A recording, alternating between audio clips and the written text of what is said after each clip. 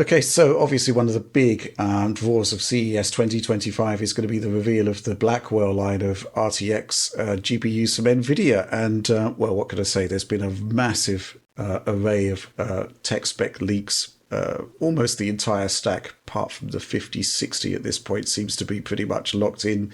You can find those specs all over the internet. Now, what's interesting here is, well, we can sum it up with this question from Diehard X86. He says, "Hello DF, I've been seeing chatter from PC Gamer via Inno3D and mad Reddit posts about neural rendering being the next big step in Nvidia's technology roadmap. Have you seen or heard Nvidia mention neural rendering, or is this news to you as well? The thought of machine learning models not only to upscale, but to create 3D environments in real time, exciting stuff." Now let's talk about the Inno3D leak, where basically there seems to be a range of bullet points, which I suspect that Nvidia isn't particularly happy to have leaked. However, with that said, they are still sufficiently vague enough to act almost as a teaser of sorts. They're talking about advanced DLSS technology. Well, we would expect a new generation of cards to come with a new DLSS. Enhanced ray tracing, ditto. AI accelerated graphics, well, what's that all about? Neural rendering capabilities. This is all new and interesting stuff.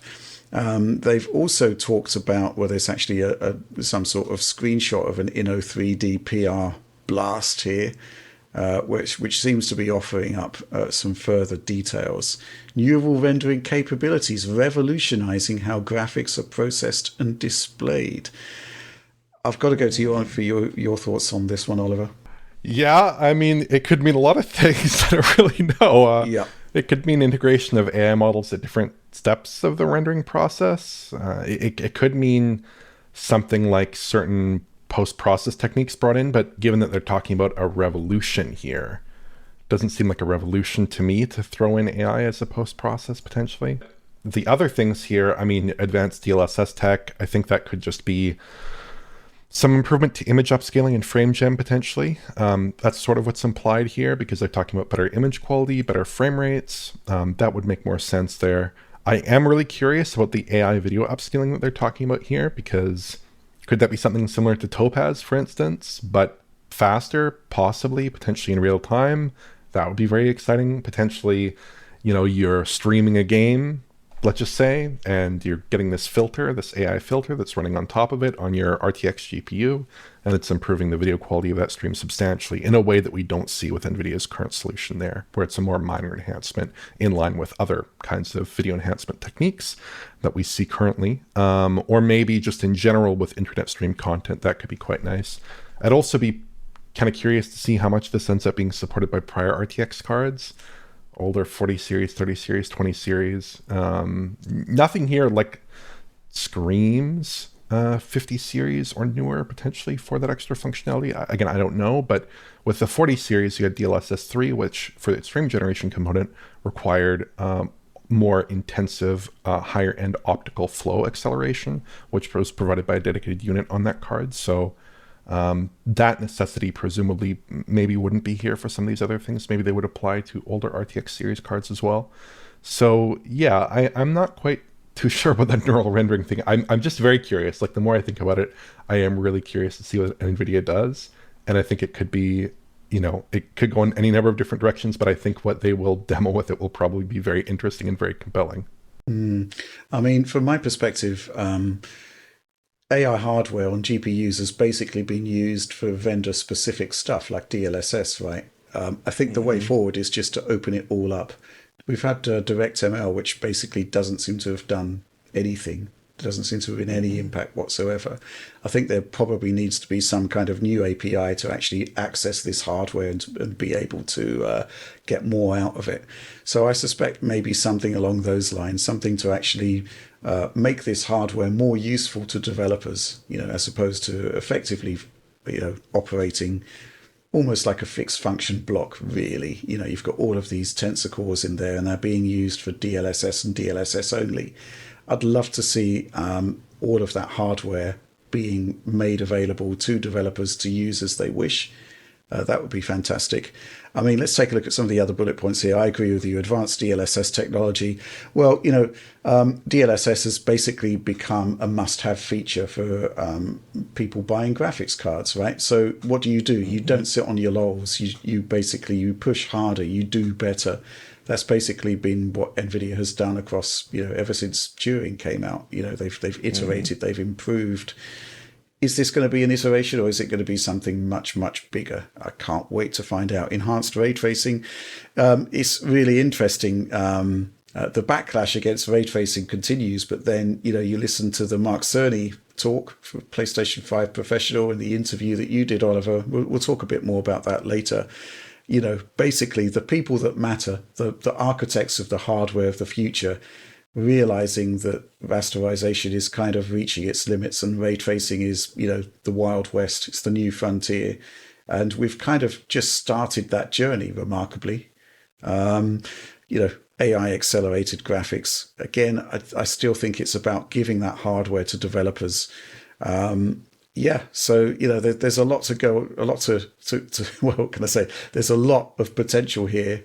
I just really want to see what the presentations are going to deliver in January there. John, any thoughts on this? Yeah, when talking about neural rendering capabilities and additional uses of the AI acceleration, you really have to start thinking about the different pipelines going into what makes up a frame, right? Yeah. We're already seeing DLSS intercept certain things and taking control of that final output to deliver improved image quality. But what if you insert it earlier into the process or for some other sorts of sort of rendering tasks that are happening? And so this just a random example, and with their focus on ray tracing wouldn't even necessarily make sense here, but imagine if you were able to intercept the pipeline for displaying screen space reflections, right? And use machine learning to sort of extend out what it's actually capable of drawing. So it's no longer just like SSR. It's actually like drawing information from somewhere else using machine learning to sort of extrapolate what may or may not be outside the frame, or inserting it into like a pixel shader of some sort and sort of like interpreting the results and maybe enhancing it, basically finding ways to like stick it into the various like rendering pipeline bits to improve the end result. I mean, we've seen them dabbling this with things like Omniverse and RTX Remix, I believe, right? So that was kind of a pitch that we've seen before, but applying this at a larger scale to shipped games and such could be very interesting, I think, for the display of graphics, and would be a cool way to use these sort of AI features that have largely gone mostly untapped, I would say, at this point. Like these specifications and what it's capable of doing sort of outstrip what's actually being used in games at this point.